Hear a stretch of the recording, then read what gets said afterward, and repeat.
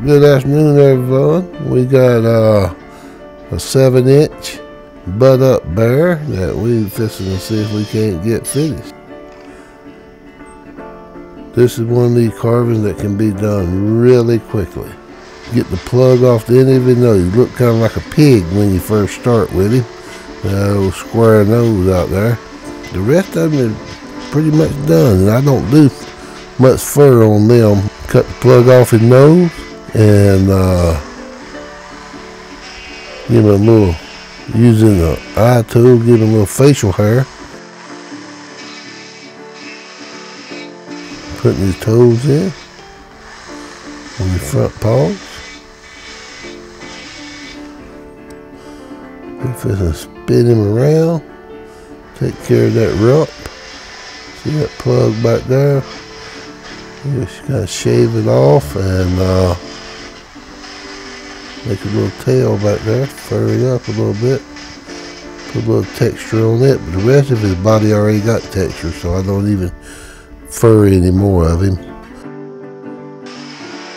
I'll use like an eye tool to make the fur on his face and do the holes in his ears. So here you go, I'm just popping the ear holes in with the eye tool, a big eye tool. This ain't the one I use for his eyes, but it's still an eye tool that I use on bigger stuff.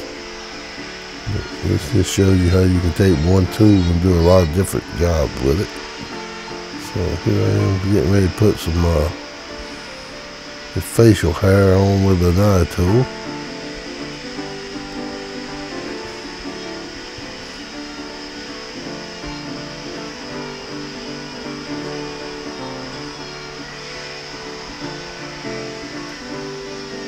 Tilt it back a little bit so I can see his mouth and his eyes and nose. When you're working on him, it's really handy when you can put him back where you got eye level with him, and when he's sitting straight you got to get down on the ground to get eye level with him. But when you got this kind of vise, you can lean it back and you stay in your regular position and be looking straight down at his face, which for me, getting old and fat as I am, getting up and down, it's a lot better when I can just stay up looking down at it.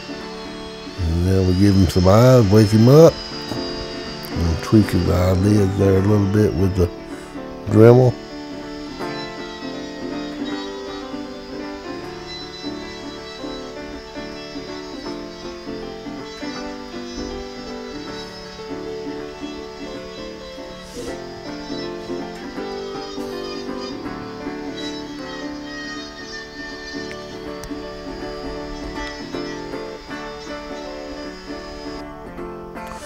So we pretty much got him done there now, and we're going to break out our nylon bristle brush and give him a wipe down.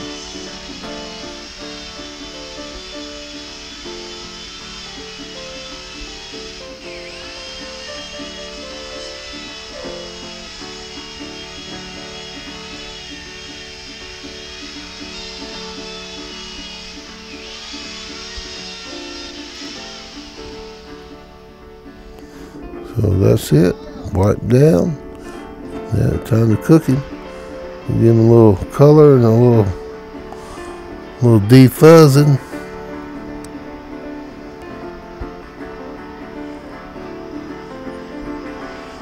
And this is a bear that when I finish off, normally I like him light, pretty light. But you know, we do make them all different colors because I don't know, some people like light colored bears, some people like real dark ones. We paint some black. So we're gonna send the flecks out and flap the burn down a little bit, highlight him out, softening. You see how it makes it look softer. And you kind of run over it with it. And that's it.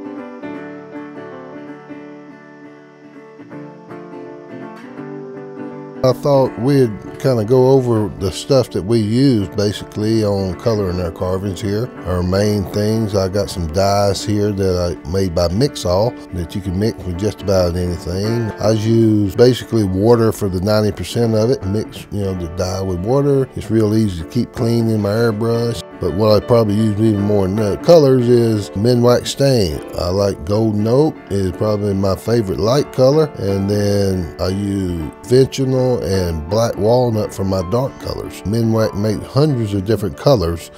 I basically use 90% of what I do. And as far as airbrush system, I got cheap Harbor Freight airbrush, or you can get them on eBay. That's about what we use for coloring our carvings. Hope this helped. Okay, we got our black walnut again with the airbrush, just darkening him up. A dark color around his eyes, nose, and body.